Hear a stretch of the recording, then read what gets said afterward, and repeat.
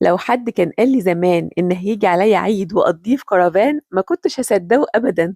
بس فعلا السفر والغربة بيخلونا نجرب ونتأقلم على حاجات جديدة علينا تماما. تجربة مختلفة خالص عن أجواء الفنادق وفسح مصر اللي متعودين عليها. هنا كل حاجة بنظام ابلكيشن تحجزي عليه كل حاجة، من أول نزول البول بوقت معين حتى ركوب العجلة أو أي نشاط لازم تكوني حاجزاه من قبلها. وده حلو إنك بيخليك تستغلي الوقت صح وتبقي عارفة تعملي إيه بكرة.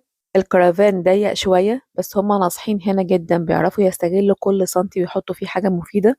يعني تخيلوا ان ده كرفان 3 أوض و2 تويلت ومفيش خدمة فندقية. لازم تعملي حسابك في الفوط وحاجتك الشخصية، وحتى الأكل مش شرط تلاقي المطاعم اللي هناك حلال، ولكن المطبخ فيه اطباق ومعالق وأدوات طبخ. والحمد لله المرة دي كان فيه غسالة أطباق، هي مش دايما بتكون موجودة، انتي وحظك في كرفانات فيها وفي مفيهاش. في الأجازات القصيرة بحب أبسط الروتين خالص، غسول مرطب وأهم حاجة واقي الشمس. احنا في مصر لما بنروح أي مكان أجازة بندور على طول على البحر ونقعد نستجم بقى قدامه. بس هنا الصدمة الكبيرة دايما بتكون البحر.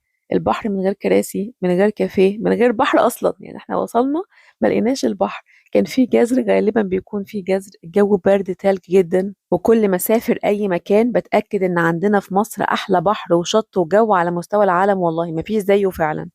بس بيفضل احلى حاجه الحمد لله هي اللمه والصحبه الحلوه.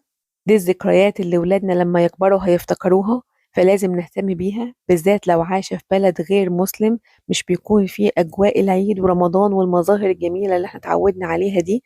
فبيبقى انت اللي لازم تعملي الاجواء دي لولادك وبيتك، ونربط لهم العيد بالفرحه والذكريات الحلوه والتجمعات على قد ما نقدر. والحمد لله ربنا يديمها علينا نعمه يا رب. هسيبكم مع باقي الفلوج، وكل سنه وانتم طيبين.